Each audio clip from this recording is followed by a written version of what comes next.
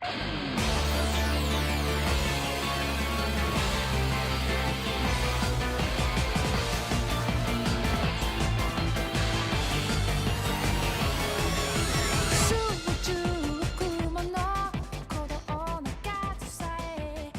everyone, welcome to episode 5 of EZAnime. I'm Brad Ellis. I'm Ben Moore. And today, we're talking about Steins Gate. A little anime I never heard of until someone gifted it to us, actually, graciously enough. Yeah, it's really cool how this system is working. I was aware of Steins Gate. I heard a lot of praise for the visual novel, but I don't think we'd be doing this episode / we wouldn't be as deep into Steins Gate as we are right now were it not for that gift. And so it's kind of, I love this sort of back and forth we're developing with the community. Yeah, it's great. I'd have to say, just incredibly generous of this person, not only to send us one Blu-ray volume / DVD collection, but to send us a whole bunch, trying to get everybody to watch it. That's really cool. Yeah, dude. Yeah. Crazy good. So, Ben, what is Steins Gate? What is Steins Gate? This is my summary. It's a sci-fi anime based on a visual novel developed by 5PB and Nitro Plus. In a nutshell, it's about this group of scientists, these students who are kind of goofy, kind of slacker types who sort of stumble into time travel. And they use it for fairly innocuous purposes at first. They try to win the lottery, that sort of thing. But that goes deeper, and their meddling with time travel has unforeseen consequences, and it kind of gets them embroiled in this larger narrative that's really fascinating and kind of fun to figure out. And I would say, like, thematically, it's sort of about accepting the consequences of your actions. That's what I would argue is probably the central theme of Steins Gate. Would you agree with that? Yeah, I would say so. Cool. Where can we watch Steins Gate? So Steins Gate, you can stream it on Funimation, and there you can watch it either sub or dub. You can also watch it on Hulu. It's only the sub version there. Okay. And the OVA, the sort of epilogue, the 25th episode, is not on Hulu. Really? Which, it does offer some nice closure to the series. So that's something to consider if you are watching on Hulu. At least I couldn't find the OVA on Hulu. Maybe I missed it. But after kind of checking around for this show, I didn't see it on there. You can also buy the Blu-ray on Amazon. That's going, I just checked the price before this show. It's going for $28.43. That has the sub on it. That's a decent price. Yeah, that has the sub on it and the dub. There's also the visual novel, which we'll get into this later. I don't want to talk about the visual novel right this second, but probably the best way to experience the story. You can play the original Steins Gate on PS3, PC, and not PS4. PS3, PC, and PlayStation Vita. PS3, wow. Yeah. That's surprising. Yeah, the sequel to it, Steins Gate 0, is on PS4 and Vita. Oh, okay. Not on PC. So yeah, that's kind of all of that. Something else that people are always curious about is whether we watch Steins Gate, or whether we watch anime sub or dub. What was your approach with this particular show? So, I started off sub, and I watched, I think, an episode. Yeah. And I was like, I'm going to check out the dub just to see how the dub work is going with it, you know? Watched the dub, watched about an episode of that also. Then after watching them about for an equal length, I decided sub was more fitting to me for the characters and the setting, you know, because it takes place in Japan. They're Japanese characters, and they feel like Japanese characters to me. When I heard them speaking in English, it just didn't feel right to me. Not that the dub was necessarily bad or anything. I just preferred the sub over it. Yeah, I went a little bit longer watching the sub. I think I was 6 or 7 episodes in, and then I switched to the dub. And the thing that I immediately noticed is that all of the characters seemed a little bit more exaggerated. Yeah. And in the show, they are kind of ridiculous characters. You have somebody kind of pretending to be a mad scientist. You have this big otaku person. You have sort of the cute cosplay girl. They are exaggerated characters, but I felt like the dub took that to an even greater level than the sub did. And it was really jarring for me at first. However, I watched, I would say, 5 or 6 episodes of the dub, and I did eventually get used to it. Sure, yeah. I don't think it's bad. If that's how you want to watch your anime, I think it's fine. But I did prefer the sub. Yeah, definitely. For our next segment here, I want to try something where we sort of talk about the series and why we liked it or didn't like it, kind of our general impressions without delving into specifics and spoiling it for people. So maybe this is going to be for our audience members that are curious and want to hang around for a little bit before we go in and talk about specifics. Totally. So how did you feel about Steins Gate overall? I felt Steins Gate was good. Nothing, not great, not amazing, just good, I would say. A lot of for me was the pacing, I feel like, of some of the episodes. Yeah. Like, sometimes the show felt really slow to me, which is cool. Like, I'm fine with, like, a lot of dialogue and everything like that, but I just feel like it wasn't going anywhere for me. Kind of like, they were just... It felt like they were filling time just stretching out to 25 episodes, I feel like. Sure. When it necessarily didn't need to be. I think there's a couple of interesting things to bring up there, but I want to talk about the moments where it felt slow. What specifically felt slow? I would say, like, the first, like, 10 episodes. Kind of when they're just in the lab with, you know, the microwave and everything like that, sending texts and stuff like that. When they're still sort of trying to figure out what's going on with the time machine. Which, I mean, it makes sense for the characters are spending a lot of time trying to figure something out, but I just kind of lost interest in it after a little bit. I think a lot of that has to do with the fact that Steins Gate is adapted from a visual novel, which takes about 30 hours to get through. Totally. And with a visual novel like that, you do spend a lot of time just kind of getting to know the characters and kind of getting absorbed in that mundanity. And I think in that sort of format, in that media, things are naturally stretched out a little bit more, which can be tough to adapt in an anime. And I actually think they did a good job of it. Not even playing the visual novel, but from the source material they took it from, I was like, they probably did a really good job with this. The other reason why I sort of liked the mundane aspects of Steins Gate and sort of the just messing around, the jokes, that sort of thing, is because I think Steins Gate does a really good job of sort of lulling you into a sense of, okay, this is what this character is. They're not going to be anything more than that. And I think a good example, I guess without ruining anything, is Suzuha, where you have sort of just this spunky part-time worker who shows up. When you find out who she really is, it takes a long time to get to that moment. And I think because you spend so much time with her not really being all that important, when it does happen, it's kind of a big deal. Moeka is sort of the same way, the introverted girl in her phone. And so I think Steins does a really good job of surprising you, and because you spend so much time with they're not introduced and then an episode later this twist happens. It's like you're introduced to them and then maybe 10 episodes later that twist happens, which I think is cool. Some of the parts that I feel like kind of dragged for me, we should probably wait till we talk about spoilers. Sure. I just want to know there's a little more of why. There were parts for you that dragged, but were there things that stuck out to you that you really liked, that you thought Steins Gate did exceptionally well? What were those parts? Definitely a lot of... I mean, it's a character show to me like that. It's all about the characters. And some of the characters some of the events that, like Suzuha, kind of finding about her whole backstory and anything like that. I think she was one of my favorite characters in the whole series, you know. Mr. Braun, figuring out his whole thing. Those were kind of like big payoffs for me that actually mattered. Yeah. I felt fulfilled when their payoff came. You know, I didn't see like their payoff and just be like, kind of let down by that. I was very satisfied. I think that feeling of satisfaction and kind of seeing those character arcs play out, a big reason why that works, and I think one of the things Steins Gate does very well is the cast is very, very small. It's an extremely focused show where it's not dealing with, you know, every episode. It's not like you're getting introduced to somebody new. It's super, super tight, and they really focus on developing the future gadget lab. And Mr. Braun, and just that small area of Akihabara. It never oversends its bounds, and I don't feel like there's a lot of character development that feels wasted. Maybe in the anime, I guess you could kind of consider Faris to be kind of... She doesn't feel as crucial as maybe some of the other members. What she adds to, like, the lab crew or anything like that is not as much as others. And even her... She does have her own story. She does kind of have her own development. She's not just this sort of Moe May Cafe character. She does get development, which I think is cool. But yeah, I do think the focus of Steins Gate is definitely something that's very admirable about it that I really like.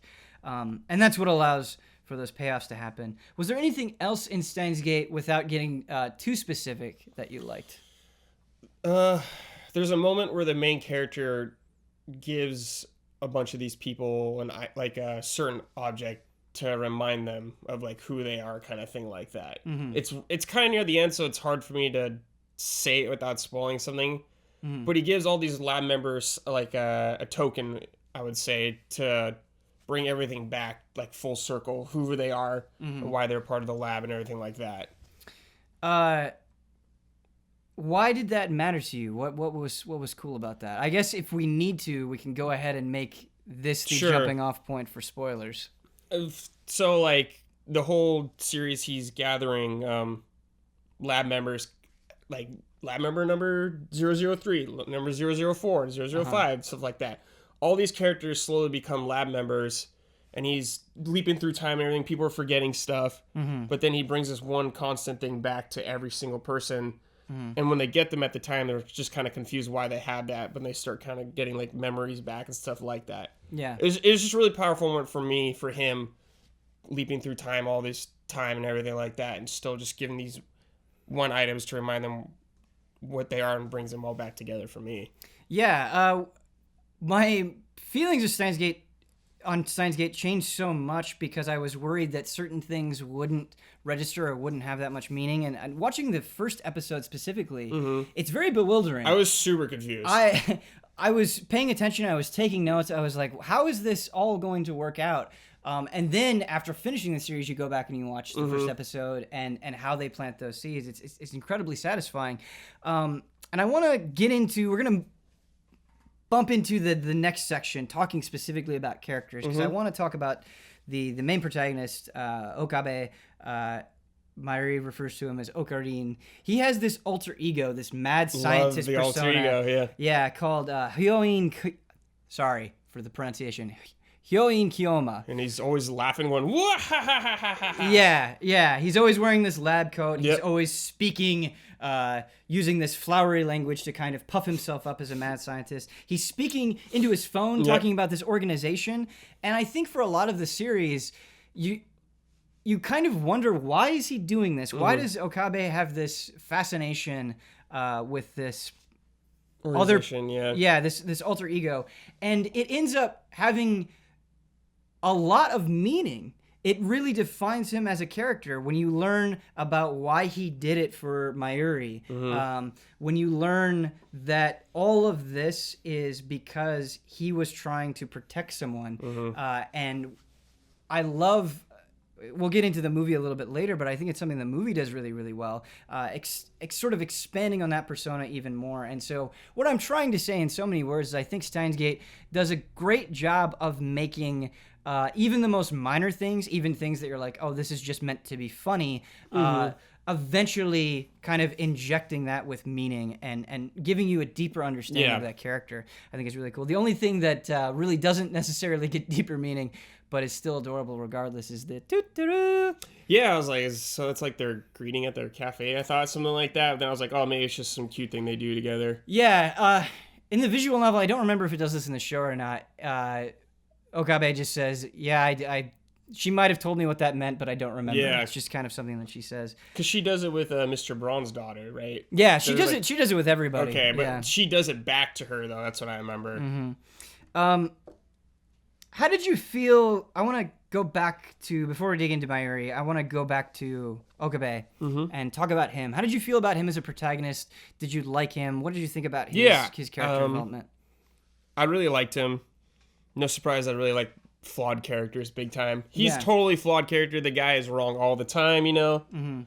He goes through the struggles to improve himself, which I really love. You know, it's like an underdog you can root for, but at the same time, he's kind of an idiot. Like, he's a big idiot, big time. Yeah, he definitely has sort of this bumbling awkwardness about him for sure. Quirky. But do you think that's kind of the extent of his flaws, is just sort of his quirky nature, his sort of sticking his foot in his mouth characteristics? No, I feel like some of the story, like his flaws, he'll do anything to save one kind of person. Doesn't matter who else is affected about. But, you know, he has like a moment of redemption with all of that kind of thing like that, you know? Yeah.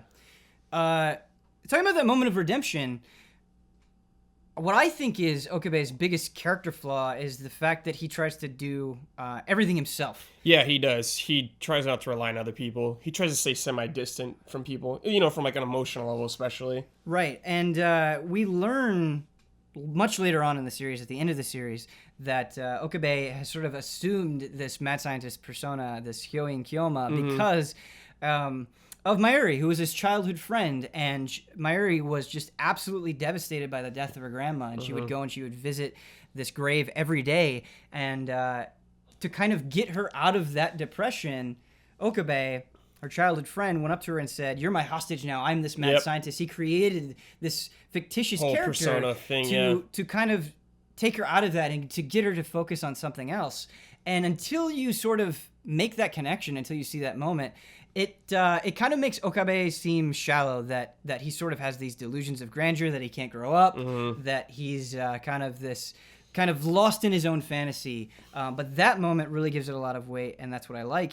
And Okabe, so they do this time travel stuff, and like I said, they're trying to figure it out at first. They sort of stumble into it, but it gets them into trouble. Time traveling has effects that they did not anticipate, and what Okabe tries to do is he keeps going back in time to try to fix it, and it just keeps not working. Something else changes, Right. When he saves somebody, he can't save the other person, and I would say that is actually Okabe's biggest flaw. Is it takes him a long time to lean on other people. He puts so much in on himself, and it's hard for him to reveal his true feelings. Because it's like him pretty much just leaping in time. The entire thing, no one else, just him. Right. He's a very isolated character. But sort of his mirror, the love interest, the person that I would say helps Okabe grow the most is Makise Kurisu. And to give the audience just a general idea of who Makise is, she's sort of, you said Okabe is this sort of bumbling fantasy, sort of otaku version of a scientist, whereas I would say Makise is a little bit more legit. She's sort of this child genius, this prodigy. Yeah. She's giving lectures. Comes from like intellectual family, sort of this academic. She has a background, savant, well presented, not a goofball, total opposite. And she is able to piece things together very quickly. When it comes to understanding time travel and all the things that it means, she's a lot of the times the first one to put the pieces together. What did you think of her? Did you like her? Yeah, I mean, you put two characters who are like opposites together, it's going to be fun no matter, like opposites attract kind of thing like that. I thought the relationship was good. I loved the banter because they would fight back and forth, And it's nice to have a character that necessarily doesn't just dominate the other one in that kind of sense the whole time, Right. Because Okabe kind of does that with a lot of the characters, where he's like always the one telling them something, even though they think he's an idiot. But she will bite back at him, kind of fight back with him, which I really loved. Yeah, they definitely, pretty much every time they talk, they get into some sort of argument. But I think that mirrored relationship is done really well in Steins Gate, because some of my favorite moments between the two of them, between Okabe and Kurisu, were when they sort of would catch the other off guard, where there was a moment where he walked in and she was on @channel, which is sort of this fictitious version of Reddit, and she was surfing around. He's like, "Oh, I see."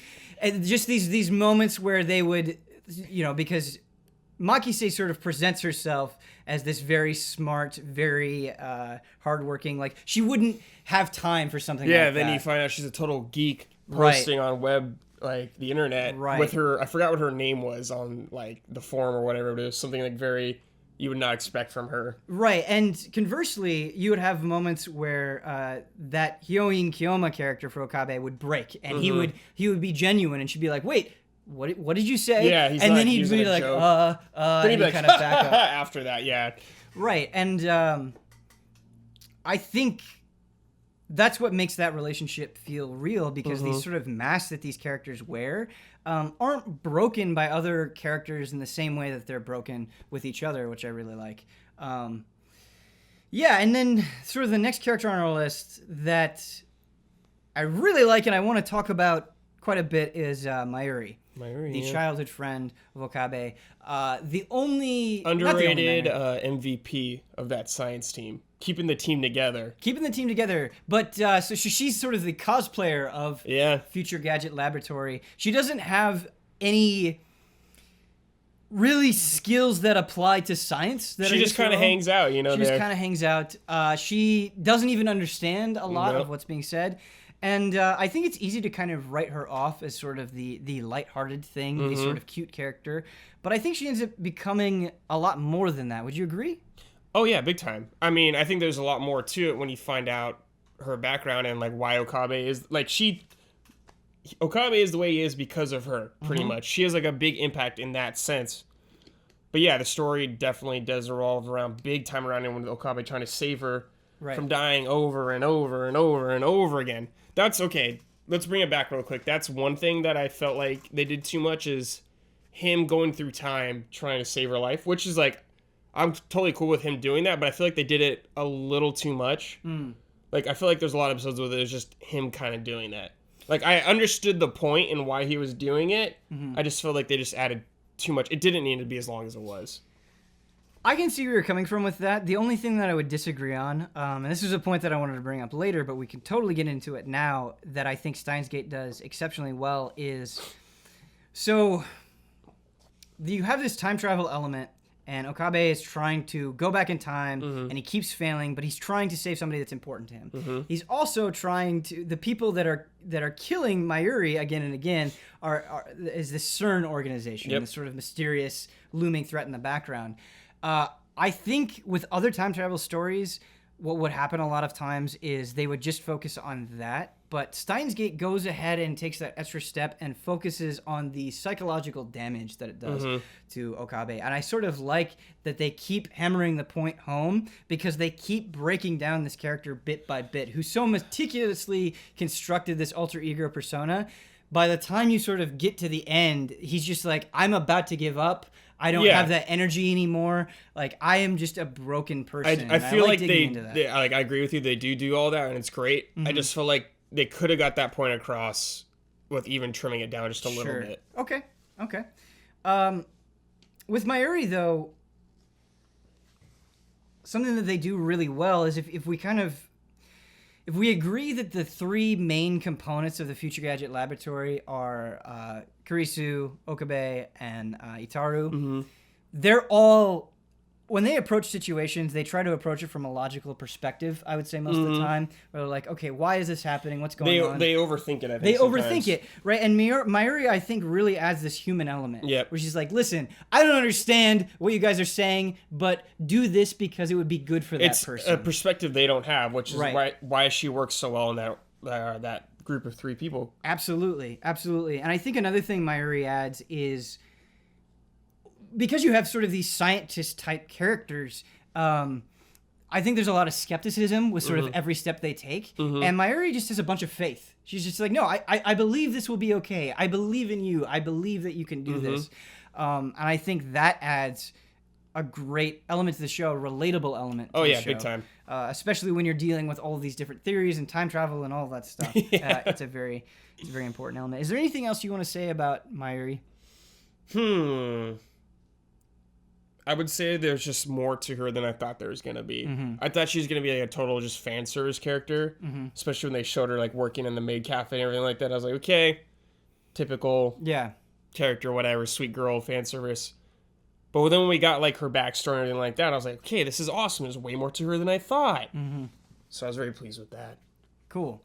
The next character on the list that I'd like to talk about is Itaru Hashida. They refer to him as Daru. He's the big guy. He's the big boy. He is the most sort of otaku creeper. He's constantly kind of saying perverted things. He's playing like visual novel games that are very inappropriate. Talking about hentai all the time, stuff like that. Kind of. He's imagining the girls like doing stuff and being like, Yuri mode or some stuff like that. Right. I would say kind of the embodiment of every negative stereotype that there is about an otaku.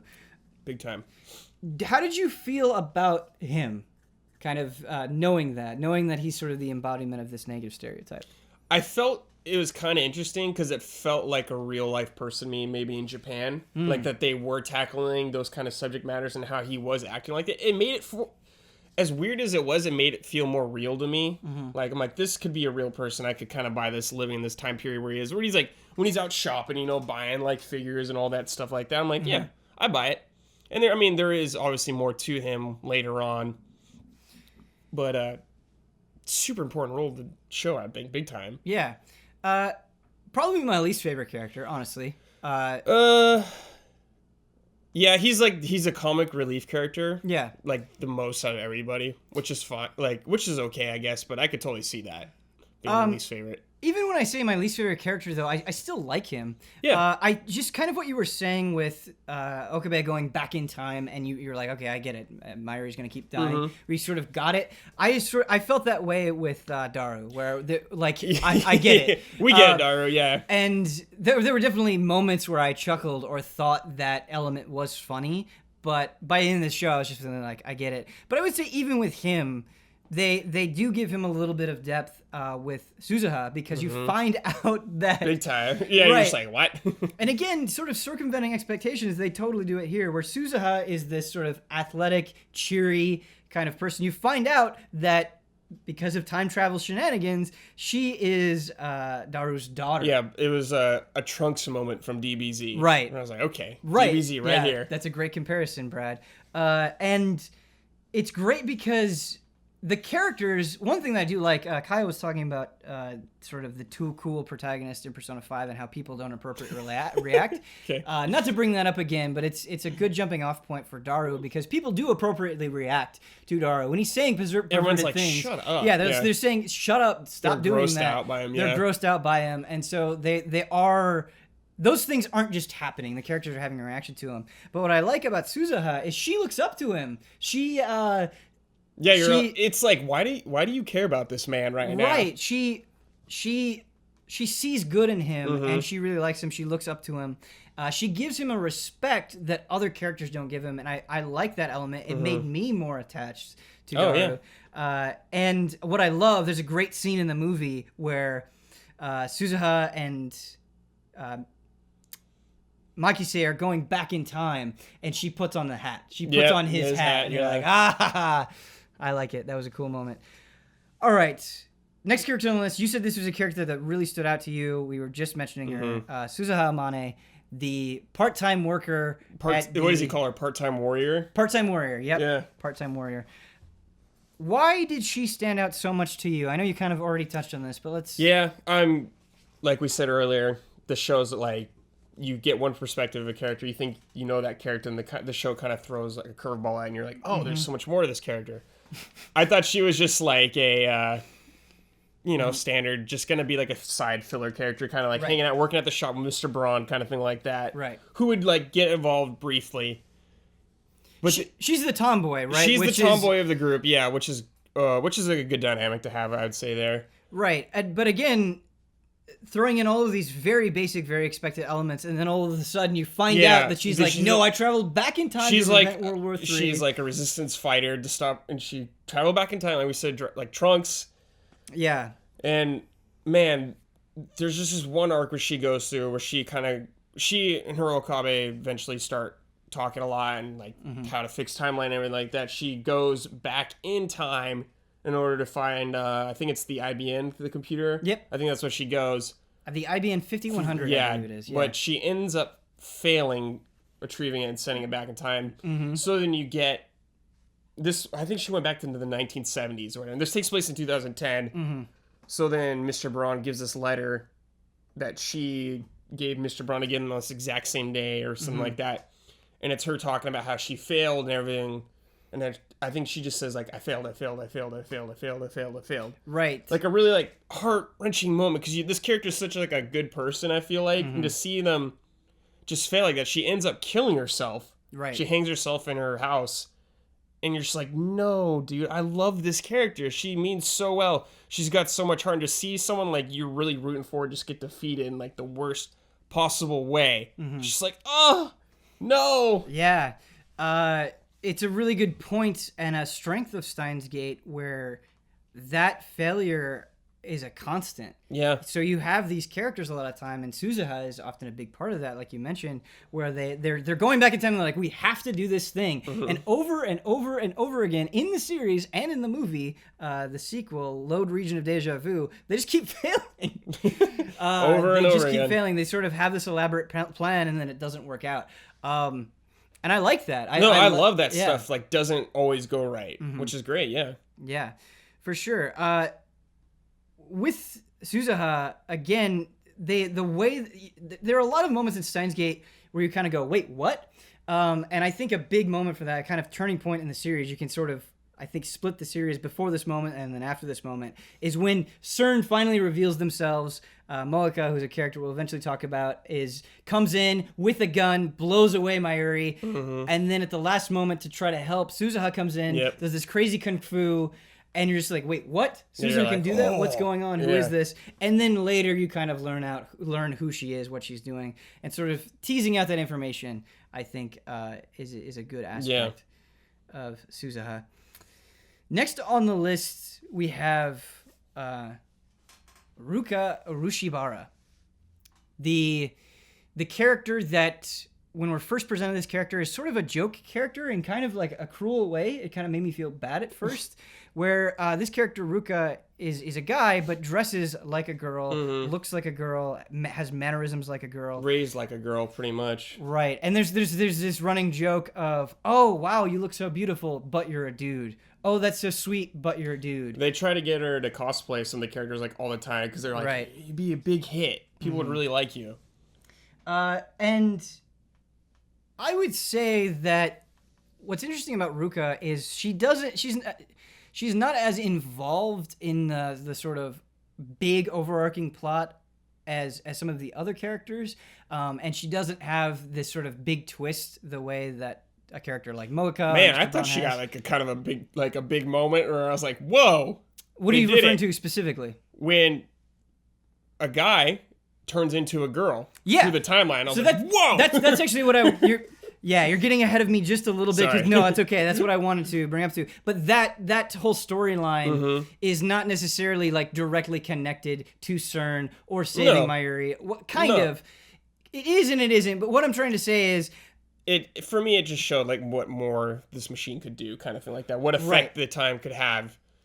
So we're gonna go into this later, but I might as well just talk about it now. This is gonna be my favorite moment from the entire series is with Ruka. Because they have to save Mayuri, and to do that, they sort of have to go back and undo all of the things that they had done. And one of the things that they had done, these very personal motivations for going back in time, is Ruka was like, I want to be a girl. I feel like I was supposed to be a girl, and that didn't happen. So can we use time travel to make that occur? That they used a pager number. Because his mom didn't have a cell phone at the time, because earlier on, so they used the pager. Right. What do they tell her to eat? Like, to eat vegetables. Yeah. The thing is if you eat a lot of meat, you'll have a boy. If you eat vegetables, you'll have a girl. And yeah, so that happens. And I was like, what? Ruka becomes but a all girl. the characters were just as shocked too. Like, they actually worked eating the vegetables. Yeah. Ruka becomes a girl, and what we learn is after she becomes a girl that she is in love with Okabe. And Okabe would come and he would use his Hyoin Kyoma persona to kind of get her to practice this sword. He gave her a sense of purpose. He treated her like a person, even when she was a guy. And because of that, she ended up falling in love with him. But in order to save Mayuri, Okabe says, we have to go and we have to undo that. You have to become a guy again. Oh, and it's like, this person who all they want is to be a girl, you're going to undo that. And telling them that you're supposed to be a guy when they're a girl. Right. And Ruka, what she does is she says, okay, I'm willing to do this. I love Mayuri, and I love you. I'm willing to help you out, but I want to go on one date. One date, yep. And that date is my favorite thing in the entire show. Oh, really? Cool. Yeah, because they go on this date, and I think this is the first and only time we say Okabe outside of his lab coat. Yeah, it is. I'm pretty sure it is. Yeah, like a suit. He gets all dressed up. Makise is saying, hey, these are all these things that you have to do on a date. And they go, and it's just the most awkward thing ever. They can barely talk to each other. It's so stiff. It's so unnatural. And you're just going, and you're sitting there, and you're saying, Okabe, you idiot. She's willing to give up this thing that she desperately wants just to go on one date, and you're completely blowing it. And then he realizes, I'm trying to be somebody else. I'm overthinking this. I'm just going to be me. I'm going to be Okabe. After ending the date originally. Right. Then they get back, he goes and he's like, back, no. And they have another training session with the sword. He's just yelling at her. And it's just such a touching moment. It's this little sort of side story that I think gives way more depth to Ruka and gives way more depth to Okabe than we had seen at that point. And it just, I was like... It was some good development. Big time. Yeah, it was emotional for me. And I thought that was handled really, really, really well. I was just worried that Ruka, like, the only reason Ruka would exist is so that they could make these jokes. Like, okay. But no, then they actually go and they flesh it out and they make it meaningful. And so that's why that scene stuck out so much for me and is my favorite scene in the entire series. Another character that I sort of have mixed feelings on, kind of like Daru, is Faris. And Faris is this sort of moe-obsessed maid cafe worker. She loves that culture. Loves it. What's that game they play? Rainet. Rainet? Oh, it's fun. Yeah. What is the game that's exactly like that I've played that I can't think of at the moment? I'll keep thinking We'll come back to it, yeah. Faris, how did you feel about Faris? She's okay. I felt like she was the least, one of the characters that was like in the show the least kind of thing, or had like the least amount of impact on the whole thing, her whole story. Right. I mean, I thought her story was good. I liked her reason for using the machine for animal. Her dad dies, and that kind of leads her to doing this whole moe-obsessed culture and everything like that. Because her dad, I think she said he wasn't really into it or something like that. Dad dies. She has the email writing to tell him not to do or not to go somewhere. So he ends up living. So she's with her dad, the whole time now. And I like that their neighborhood was completely different. Like, instead of the maid cafe, it was like a ramen shop, stuff like that. And he has to ask her to like take away the email so she'll lose her dad. Right. Yeah, it's... When you're describing it to me, Brad, it is a very emotional thing where she sort of has to choose between the thing that she loves or a person that she deeply loves who really understands her. And much like Ruka, she ends up having to go back on that, where she's like, all right, I'm going to have to just accept that in order to save Mayuri, that my dad is going to have to die.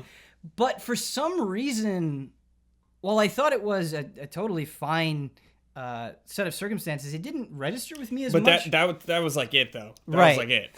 And I think it's because outside of that scene, we don't really see a lot of emotion from Faris. She's just sort of just kind of meowing and going meow. Right, just kind of bouncing around, winning Rainet tournaments. I did like that she was like super pro at Rainet for some reason, though. That was awesome. Yeah, she's a cool character, and maybe in the visual novel she is expanded upon more. Maybe that storyline works a little bit better. But I would say, looking at this list, that's probably the only storyline that didn't register with me in any meaningful way. Even with Daru, I really loved his relationship with Suzuha. But yeah, that was... In a way, I feel like you could almost cut out Faris and you wouldn't lose all that much. You wouldn't. Next on the list, and... This was a character that, in the moment, I wasn't sure if I was hot or cold on, but the more I thought about it, I was like, actually, I really like her. And that's Moeka. Also known as Shining Finger. Right. I love that he calls it Shining Finger. It's here walking. Moeka works... She's this very introverted, very...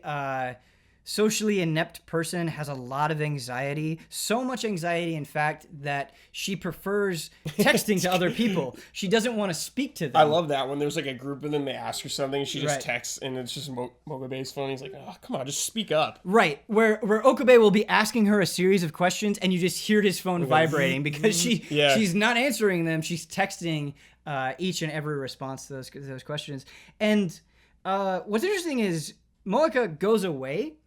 But I think because of the way Steins Gate presents itself, I didn't really question that. I was just like, oh, Moeka is just kind of, another goofy character.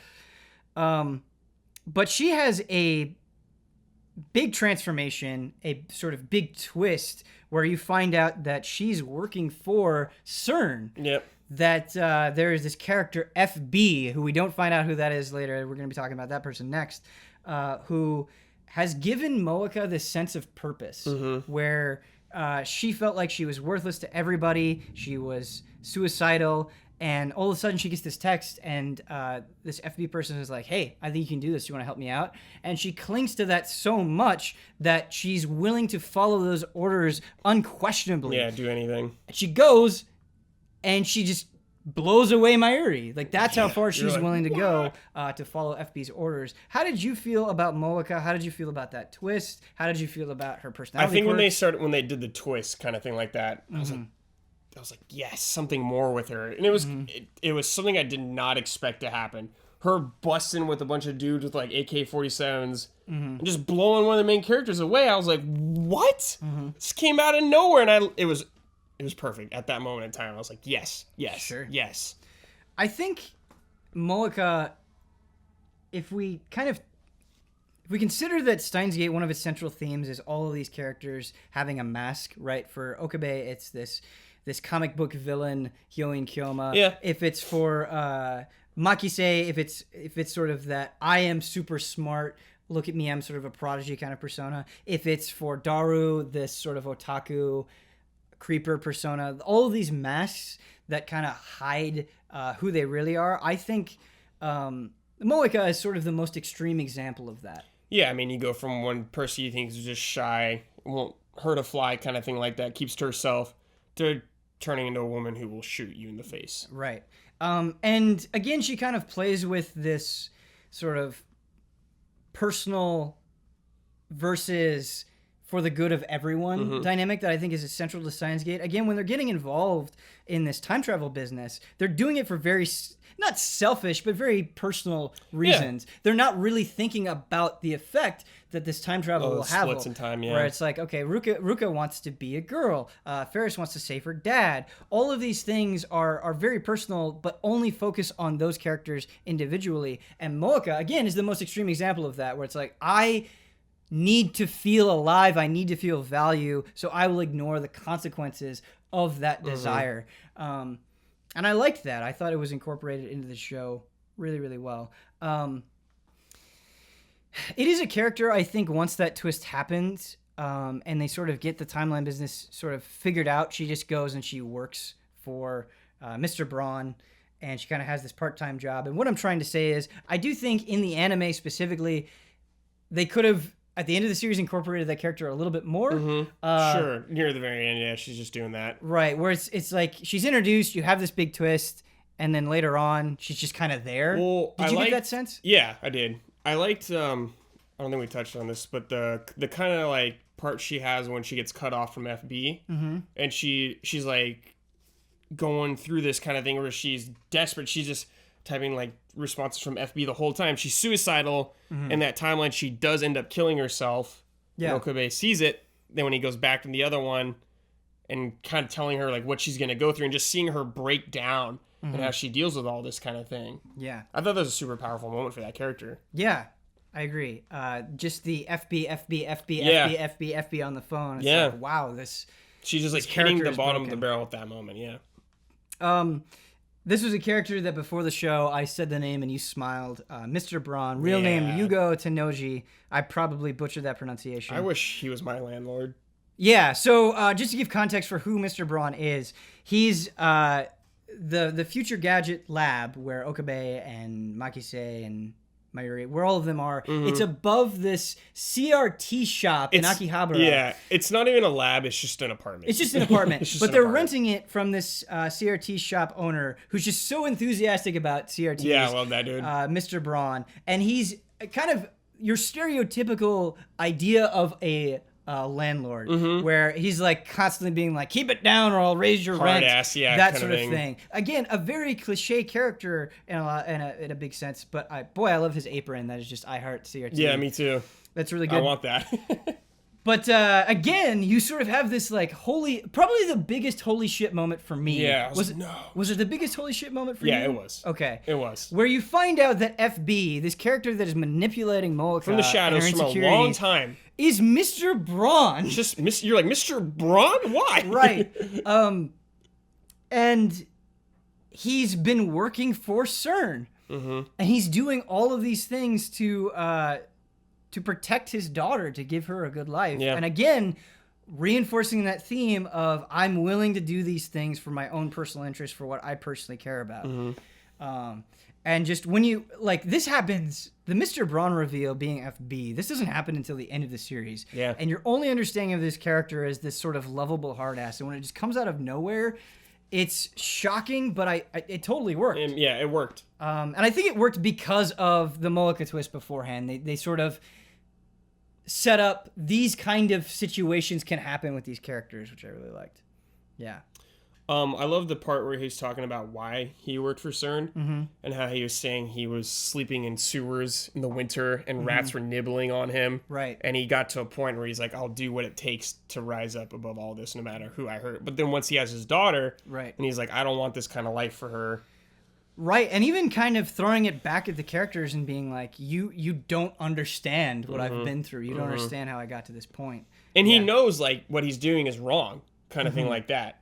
But he feels like he's too deep in already to stop. His daughter, Nae, I think that's how you say her name. With Tennouji, Yuugo Tennouji, they don't say those names that often, so I'm doubting myself on the pronunciation, but I believe it is Nae. I don't have a lot to say about his daughter specifically. She doesn't have She doesn't have, like, they don't develop her really at all. But there is sort of this heartbreaking scene. So Nae is presented as this typically shy child where she doesn't respond to Okabe or Daru very well, but she loves Mayuri. She loves that sweetness. She's just sort of presented as this very innocent kid. But Okabe, he keeps going back in time to try to save Mayuri, and he thinks he has everything in place. He thinks he's gotten away from CERN, and all of a sudden, this kid sees Mayuri, and she ends up pushing her on the tracks and killing Mayuri. And she's like, oh no, wait, I didn't mean to do this. You're like, oh my God, this child. You just killed her. You just killed her. And again, a heartbreaking scene. Tough to watch. Yeah. I just wanted to bring that up. Yeah. Are there any other characters that you want to talk about? I think we sort of covered a lot of the important ones. Yeah. For sure. I think we covered what stands out to me right away. Okay. Next, I want to talk about the science behind Steins Gate. And what I mean by that is I don't want to sit here and be like, all right, what is the butterfly effect? Blah, blah, blah. I don't want to do that. But how the science was presented in the show. And so this is a show that throws out a lot of terms that... Did you feel on the same page as Steins Gate when things happened? For the most part, I would say. Like, I had a grasp of what was going on. Yeah. Because especially they talk about, like, the timeline splitting, and they'd show, like, stuff going off and splintering and everything. I'm like, yeah, it paints a picture of what it is. Right. Nothing turns me off of sci-fi, not just in anime, in any sci-fi. Like, it's usually, like, a hard quit point if I get a few episodes in or I get a little ways into the story and they start saying things that's like, I can't even comprehend what you're saying. Sure. It's just really annoying. Again, like... Not to beg on this too much, but a good example is Final Fantasy 13. There would be moments in that where I'm like, what terminology are you using? I know that's an easy punching bag to bring up. Seal. But just to kind of illustrate what I'm talking about. Well, I think Mayuri kind of like helped bring it down for everyone else who wasn't like a scientist when she would talk about stuff like that and make it more common sense for everyone else. Right, exactly. That's a great point to bring up, Brad, is... Steins Gate sort of builds in these characters where they're like, wait, I don't understand this. Like, give me an analogy that would make sense. They do a great job of that, of breaking these things down. And I actually, my opinion, I think they present these terms really, really well. I never felt lost. I always felt on the same page, where at the very least, in the moment, I could buy into what was happening. It didn't feel like they were pulling a fast one on me. I never felt like, no, that wouldn't happen, kind of thing like that. Yeah. I don't believe it. And at the same time, I never felt like they over-explained things, where I'm like, okay, you're spending way too long. Yeah, it's a fine line this concept. Yeah. I think they did a pretty great job about that. Absolutely. I felt like there was a brisk Which is pace. admirable. Yeah, it's like, how do you find the right line? Like, too much or not enough? Yeah, and kind of along the same lines, at least my opinion about it is the introduction of CERN, sort of this mysterious organization in the background, Amane trying to prevent World War III. Yeah. So you have these things that are much bigger than the characters themselves, and the personal things that they're going through. Yeah. What I liked about this stuff is, again, I don't feel like they over-explain it. I don't feel like they they had to go in and be like, all right, this is why SERN is doing everything. Like, I didn't feel like they obsessed over these I felt like points. they left a lot of that up to your imagination. Yes, exactly. I totally agree. That's a great way of saying it, just leaving it up to your imagination, where they sort of inject these elements to kind of raise the stakes a little bit, but it doesn't take away from sort of the interpersonal dynamics. I love that he never like traveled to the future to that time to see right, it and you don't have like this war zone scene. Yeah, I love they didn't do that. Yeah, I agree completely. I would say this is the centerpiece of the show, or ends up becoming the centerpiece of the show, the romantic relationship between Makise Kurisu and Okabe Rintaro. Mm-hmm. How did you feel about that love story? It felt appropriate to me, especially with all the things they've been through and their kind of personalities and their traits. It felt, as natural as it could feel with the kind of characters they were. Does that make sense? Yeah, I think so. Do you feel like because of the characters they were, that there were limitations with that relationship? Kind of. I feel like you get the vibe that they do like each other earlier on, because but then just kind of near them, then they finally like start actually developing it more. I'd kind of feel like. I felt like the relationship was appropriately cute, where they had moments. Like when they're in the dark and his lab coat was torn. What was the name he would call her? Christina. No. It was something else. God, he would call her Christina a lot, but he called her something else. No, it was like a name she kind of liked, I think. Oh, whatever, it doesn't matter. But I think there was something else he called her that she liked and made her blush or something like that. But yeah, I love when he called her zombie. Yeah. Like it was appropriately cute. It almost felt like you could think of like how you interacted with your first crush, where you would kind of tease them, but then that teasing turned into flirtation. They developed that. I loved the relationship they had with DK Pepper. Oh, they just loved it. Well, it's funny because when they're speaking Japanese, they just straight up say Dr. Pepper. Yeah. But yeah, it's DK Pepper. That fascination that they have with it. Yeah. But what I really love the most about the relationship between Kurisu and Rintaro is it has a broader relevance. It's not just sort of to make you more attached to these characters. It's not sort of this thing to get you butterflies in your stomach. It's sort of this thing where it's like, we care about each other enough to go through all of this. Like the pain that we're putting ourselves through, the things that we have to sacrifice, it's worth it because I care about you. And again, Okabe assumes this persona, this mad scientist persona for Mayuri. It's like this persona is sort of carrying everybody he cares about on his back. And I think Makise is the only person where she's like, no, I want Okabe. And I think that's a transformative moment for him. And that's a big reason why I like the relationship so much, is because it develops that side. Well, yeah, like we said earlier, she's the only one kind of on his level with him. Right.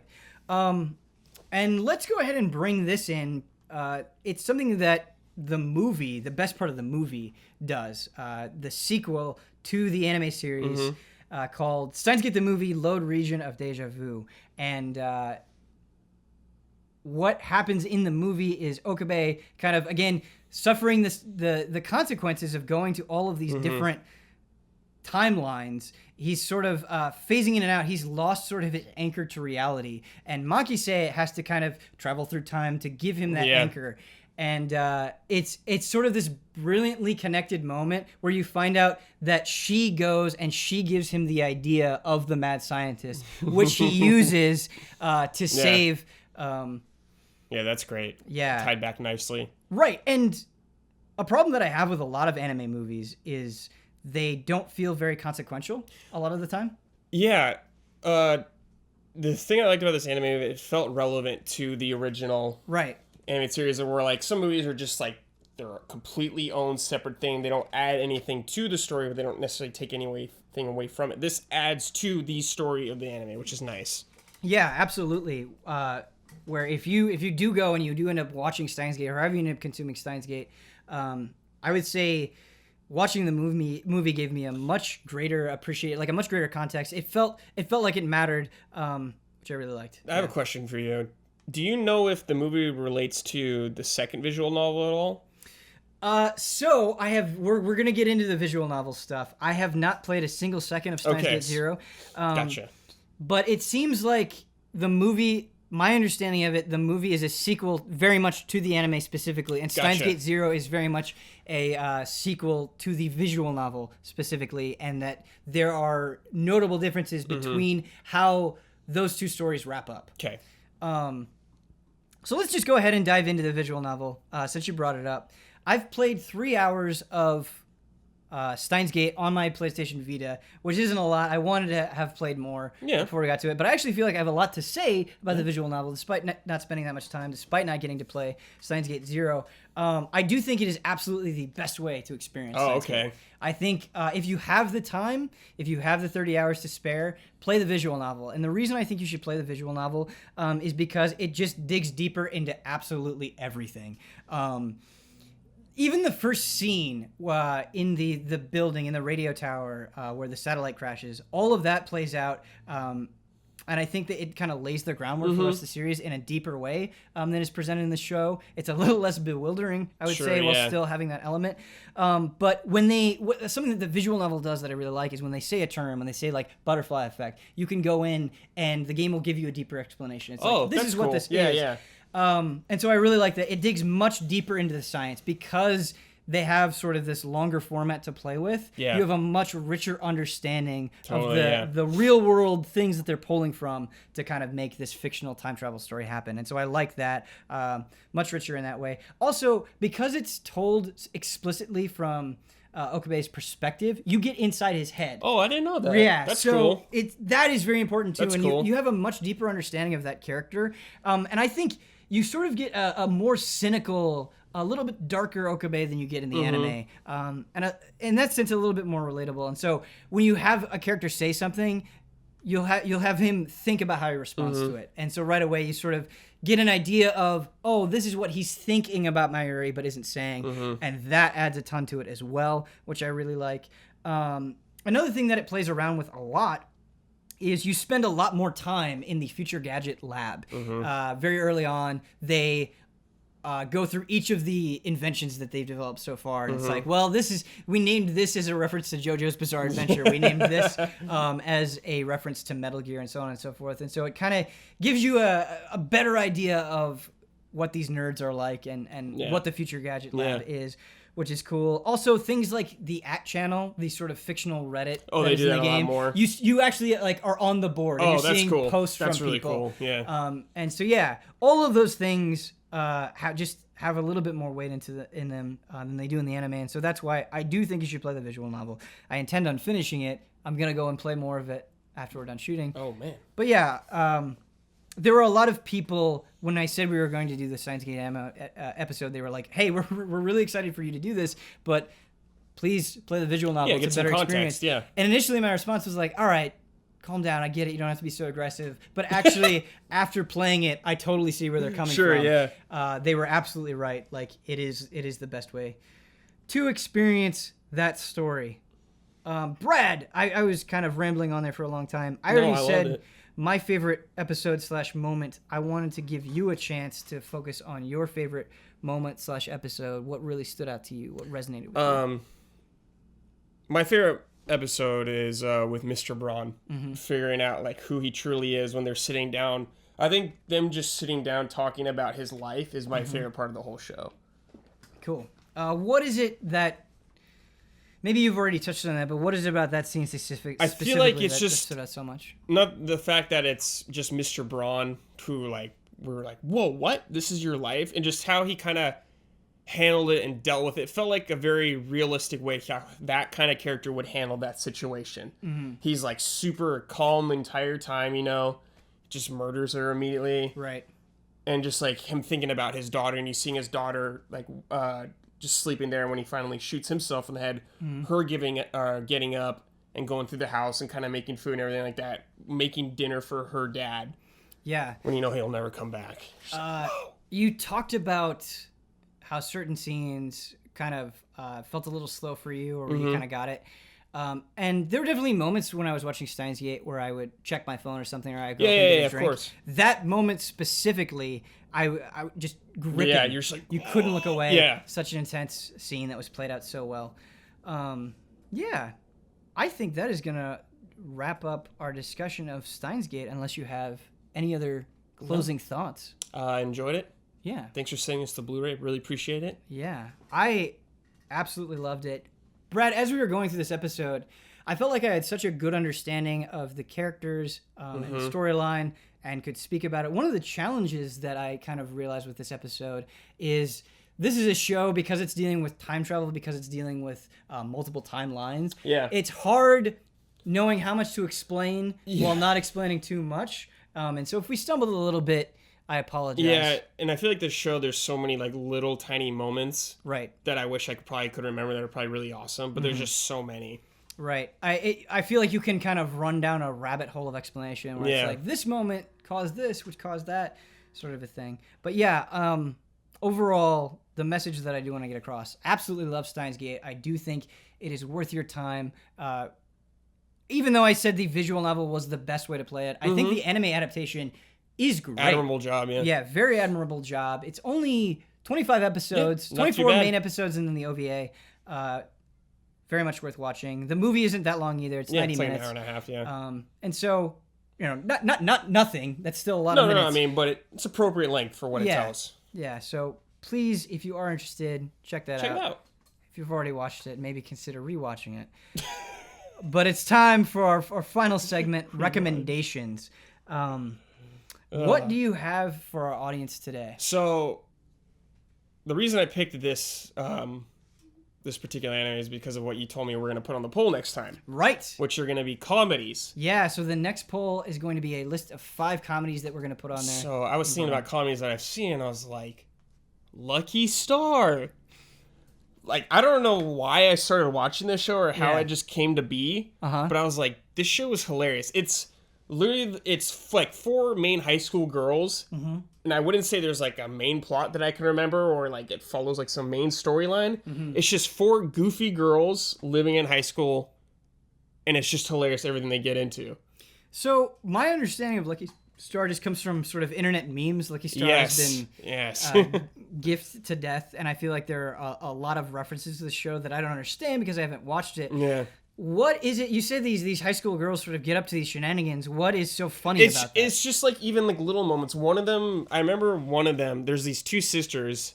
One of them's more aggressive, one of them's way more nice, kind of thing like that. And one of them just learns about texting on the phone. Okay. And she's just texting literally everything.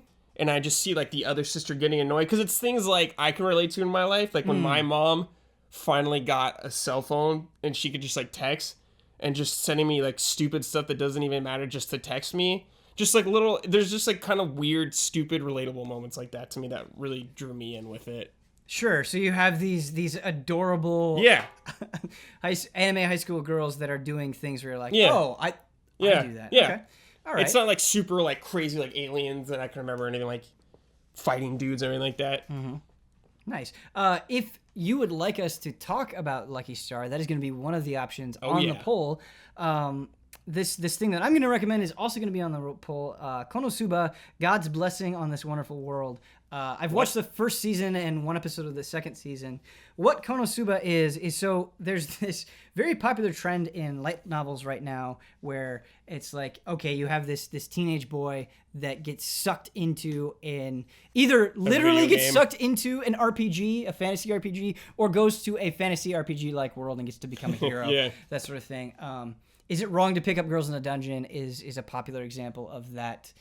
That's a show that / light novel / manga that is a popular example of that. Konosuba is that sort of thing, but it's kind of a satire of that. Oh, okay. So the main character of the show is going to pick up this video game. He's very excited about it, and he sees this girl and he thinks she's going to get hit by this vehicle, and he tries to push her out of the way.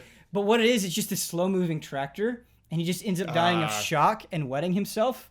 And so it's like what would normally sort of be this typically heroic sacrifice in an anime is sort of this hilarious tragic death that they make fun of. He's not a hero at all. He's just this complete idiot. That's cool. Yeah. And he goes and there's this goddess in this afterlife and she's like, hey, because of your attempted sacrifice, I'm going to put you in this fantasy world. And she acts all high and mighty, sort of what you would typically expect a goddess to be. And he's like, you get one wish, and his wish is that he drags her into this fantasy world.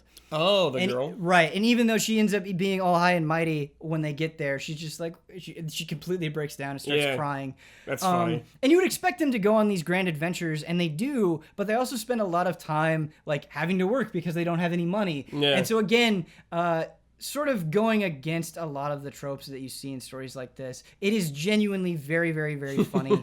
A lot of the characters are great. My favorite character, and I think fan favorite character, this is not a surprise pick, Megumi, she's this wizard, and she can cast this incredibly powerful explosion magic, just completely destructive. But the flip side of that is when she casts a spell, she's just completely drained. She literally falls on the ground and she's done. That's funny. And they have to carry her.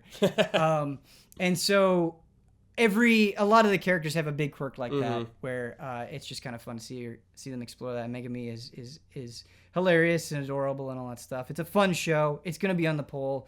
If you would like us to talk about that more, please vote for it. And there are going to be 3 other options, which we still haven't quite figured out yet. Not yet. But we're going to take into account our own preferences and recommendations that you guys gave us underneath the last episode of EZAnime. And yeah, I think that's going to do it. I think it's going to do it for our Steins Gate episode. Brad, that was a lot of fun. Yeah, dude. I walked in being so excited to talk about Steins Gate. Man, I was kind of nervous because I'm like, there's so much information in Steins Gate. I was like, dude, I hope I can remember all this stuff. One thing that I really liked we did, having all the character names written out and talking about them individually, I thought that was good. Yeah. I liked that. But yeah, we are very much trying to evolve this show, trying to make it better all the time, trying to add more structure. So tell us what you liked, what you didn't like. And then, our next episode will be at the very end of May, the last day of May. We'll talk about a comedy that you guys picked. If you would like to vote on that, all you have to do is go to easyallies.com or patreon.com/easyallies. All we need is $1. If you're a $1 patron and above, you can vote on that poll. But yeah. Brad, you want to take us out? Yeah. Thanks for watching. That's episode 5 in the bag, man. Episode 5. Jeez, time's flying. I can't wait till we get to like episode 50 and she'll be like, what? We should do something extremely special for episode 50. We're going to Japan. We're going to Japan. That's what we're doing. To film episode 50. That'd be a lot of fun. So yeah, thanks for watching, everybody. You can check it out on patreon.com/EZAs, like Ben mentioned earlier. If you want to support us, you like what we do. That's how we're able to keep doing everything like this. So thanks for watching, everybody. Bye. Itaru.